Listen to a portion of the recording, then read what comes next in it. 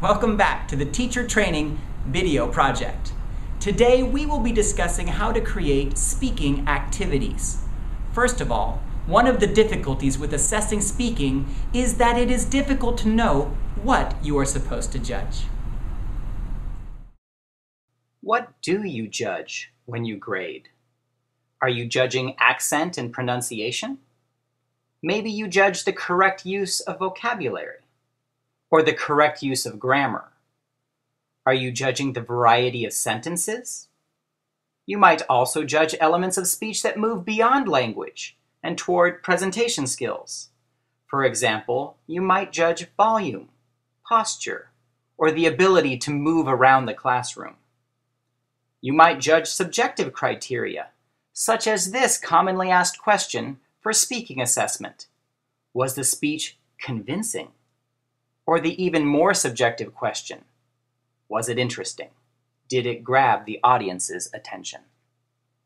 Today, let's discuss a few tips for how you might want to go about creating and assessing speaking activities.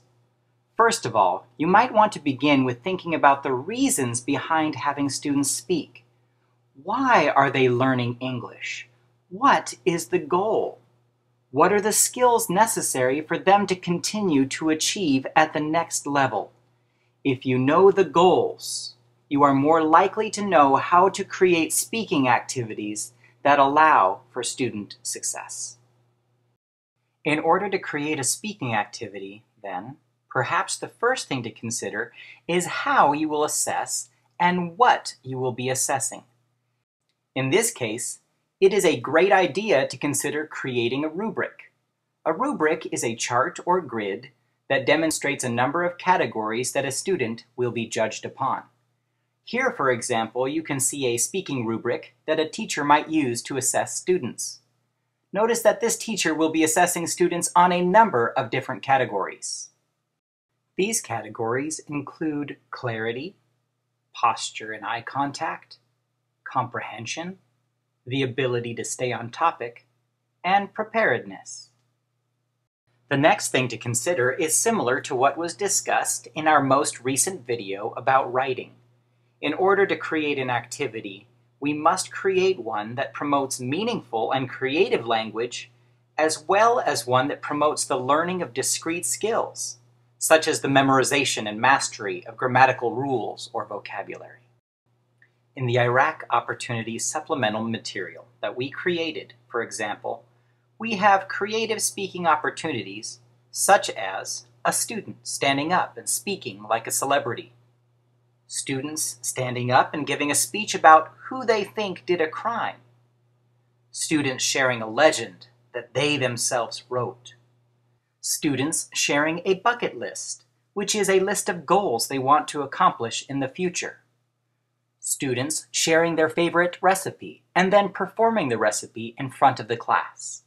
And finally, students sharing their fashion designs in a fashion show. These activities were created with real-world speaking in mind. Real-world speaking has students assume different cultural roles of a particular real-life situation, and this will help students become comfortable in acting and allows for more student creativity and fun in the classroom. Did you notice any of the roles we asked students to assume? For example, we asked students to become a celebrity, a detective, a storyteller, a fortune teller, a chef, and a fashion designer.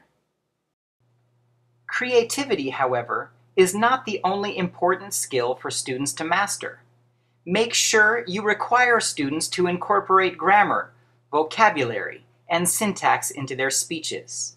Invite them to revise their speeches and correct their language.